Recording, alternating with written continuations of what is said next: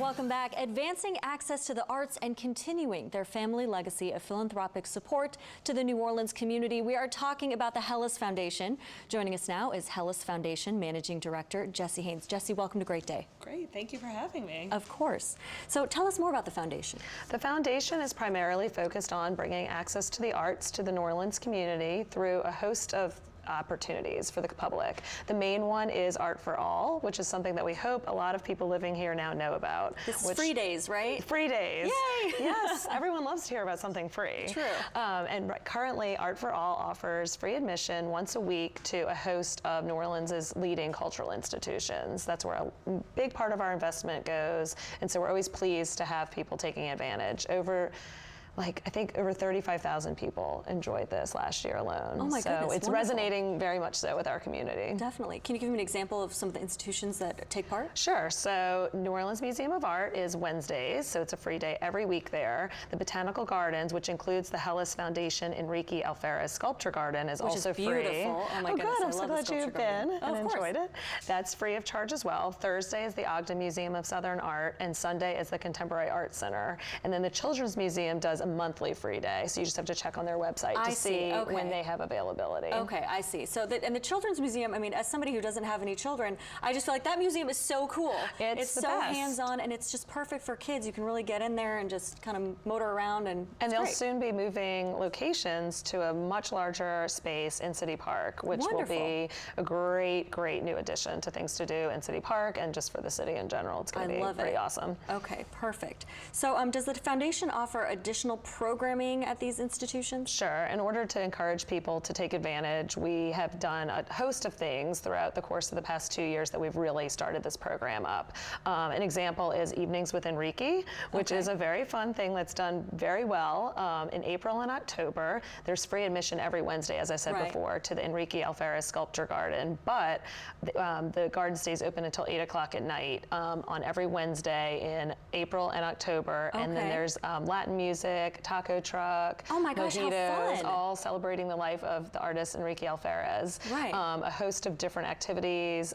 This past October, we did like a Day of the Dead altar for Halloween, and Los Dias de los Muertos. So it's always kind of, there's different activities in the garden, but it's just to encourage people to know that there are these free days in which they can take advantage. Definitely, and I will say, I mean, it's a different vibe when you go to the garden during maybe a hot day in the summer versus at night with all the beautiful lighting. It's so nice. They do these big like fire pits and everything. So it's a very fun thing to do. It's something different for the public. And again, it's free. Okay, cool. So in addition to these free days, does the Helis Foundation have any other projects in the works for this year? We do. We've been very busy. One of our large projects that we announced at the end of 2018 was Unframed, which is a comprehensive mural project. There'll be 5 murals in the Arts District downtown in the Warehouse District.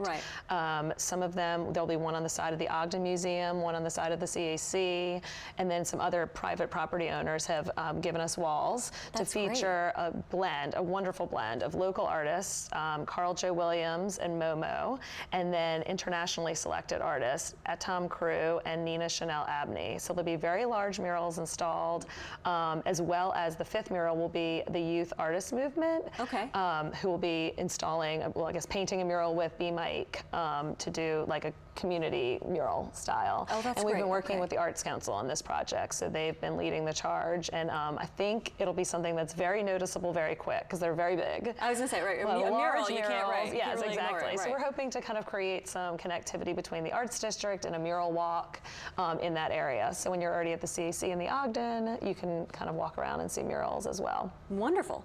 So is there a specific theme for these murals, or are they all different? Are we using bright colors? Or are they, I mean, what's the They'll all be different. They were selected by a community panel of experts. Some folks who live in that area, so we wanted to get the buy-in of residents. We had some museum folks get involved to kind of weigh in as a jury.